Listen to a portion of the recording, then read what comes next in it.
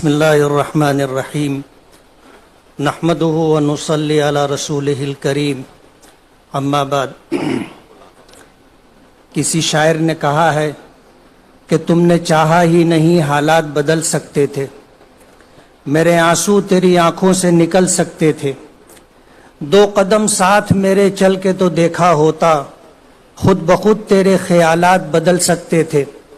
تم تو ٹھہرے ہی رہے جھیل کے پانی کی طرح، دریا ہوتے تو بہت دور نکل سکتے تھے،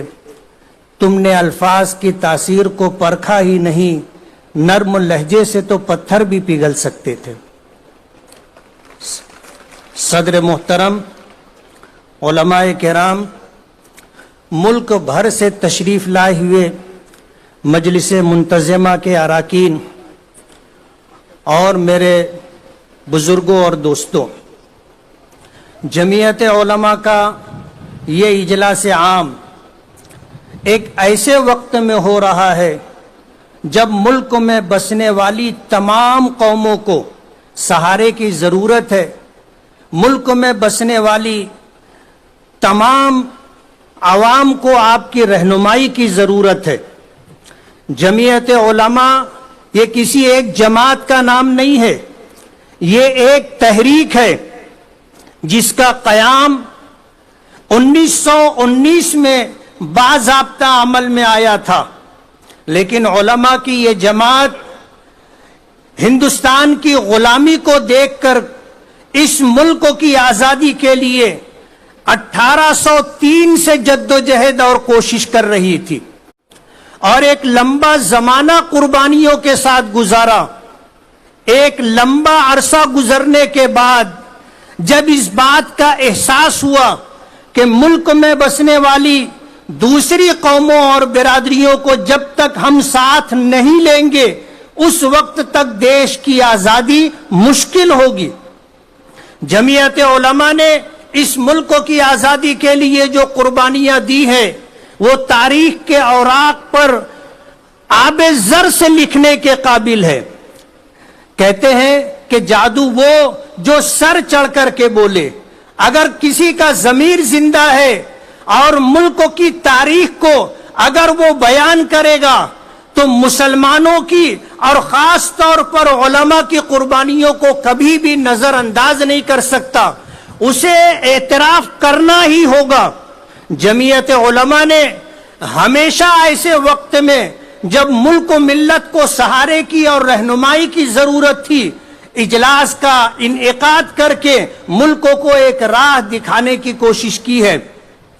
آج اس وقت آپ ملک کے گوشوں گوشوں سے تشریف لائے ہیں، کشمیر سے لے کے کنیا کماری تک۔ آج جو حضرات ارکان مرکزیہ جمعیت علماء کی دعوت پر آج بمبئی کے آزاد میدان میں جمع ہیں، آپ کو صدر محترم کی طرف سے جو پیغام دیا جائے گا اسے آپ امانت سمجھیں اور اسے لے جا کر کے اپنے اپنے علاقوں کے اندر عام کرنے کی کوشش کریں، اور جو پیغام آپ کو دیا جائے گا اس پر دل و جان سے عمل کر کے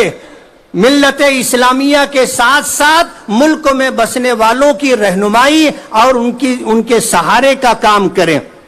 میں زیادہ وقت آپ کے درمیان حائل نہیں رہنا چاہتا، لیکن آپ کو یہ بتانا چاہتا ہوں کہ پورے ملک میں آج جس طرح کے حالات ہیں،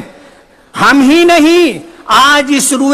دیش میں جتنے لوگ، جتنی برادریاں، قومیں اور سیاسی تنظیمیں، جماعتیں اور جتنی بھی مذہبی تنظیمیں ہیں، سبھی پریشان ہیں۔ آج اس وقت ضرورت اس بات کی ہے کہ ملک کی جمہوریت کو باقی رکھنے کے لیے، ملک میں پیار محبت اور ملک میں بھائی چارگی باقی رہے، اس کے لیے ہم سب کی یہ ذمہ داری ہے کہ ہم مل جل کر کے کوشش کریں اور ملک کے قانون، سنویدھان، یہاں کی جمہوریت، سیکولرزم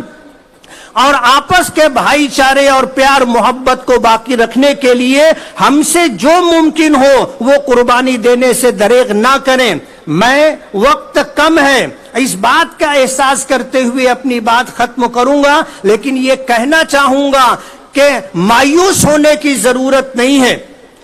حدیث پاک میں آتا ہے ان قلوب عباد اللہ بین اصبعی الرحمن یقلبها کیف یشاء. ہمارے معاملات اچھے ہونے چاہیے. اصلاح معاشرہ کے عنوان سے یا مولانا اشہد رشیدی صاحب نے جو پیغام دیا ہے کہ اپنے اخلاق اتنے بہتر کرو کہ لوگ اس کا اعتراف کریں اور اس اعتراف کے ساتھ ملکوں کے اندر بھائی چارہ عام ہو اور جو پیار و محبت کی فضا ماضی میں تھی وہ دوبارہ قائم ہو. اس کے لیے ہم اپنا جو حصہ